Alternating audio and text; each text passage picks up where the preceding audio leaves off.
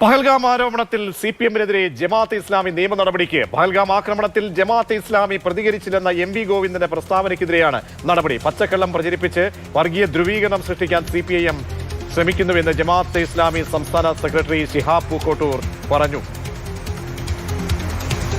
മുഹമ്മദ് ഷഹീദ് ചേരുന്നുണ്ട്. ഷഹീദ്, ഇതൊരു രാഷ്ട്രീയ വിഷയമായി പഹൽഗാം സമയത്ത് ഉയർത്തിയതാണ്. അതിന്മേലാണോ ഇപ്പോൾ ജമാഅത്തെ ഇസ്ലാമി നിയമ നടപടി സ്വീകരിക്കുന്നത്? എന്താണിപ്പോൾ നേതൃത്വം അറിയിക്കുന്നത്?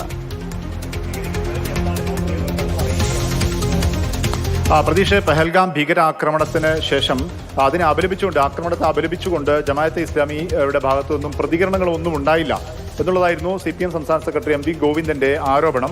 അതായത് ഈ ആക്രമണത്തെ മറ്റൊരു തരത്തിൽ അതിനോട് മൗനം പാലിക്കുക എന്നുള്ളത്, വേറെ തരത്തിലുള്ള എതിർപ്പും വിയോജിപ്പും ഒന്നും ആക്രമണത്തിലില്ല എന്നുള്ളത് പ്രത്യക്ഷമായും ജമാഅത്തെ ഇസ്ലാമിയെ പ്രതിക്കൂട്ടിൽ നിർത്തുന്ന ഒരു ആരോപണമായിരുന്നു. ഈ ആരോപണത്തിലാണ് ഇപ്പോൾ നിയമ നടപടി സ്വീകരിക്കുമെന്ന് ജമാഅത്തെ ഇസ്ലാമി അറിയിച്ചിട്ടുള്ളത്. കോടതിയെ സമീപിക്കുമെന്നാണ് അറിയിച്ചിട്ടുള്ളത്.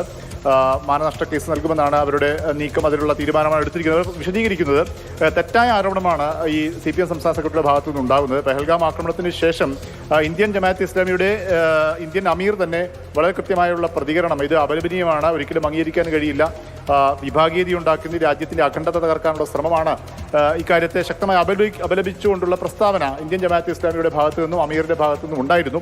ഇത് മറച്ചു വെച്ചുകൊണ്ട് തെറ്റിദ്ധാരണ ഉണ്ടാക്കാൻ വേണ്ടി, വർഗീയ വിദ്വേഷമുണ്ടാക്കി തെരഞ്ഞെടുപ്പിൽ ലാഭമുണ്ടാക്കാൻ വേണ്ടിയാണ് CPM ഇത്തരത്തിലുള്ള പ്രസ്താവനകളും പ്രതികരണങ്ങളും നടത്തുന്നത് എന്നുള്ളതാണ് ഇപ്പോൾ ജമാഅത്തെ ഇസ്ലാമിയുടെ വിമർശനം.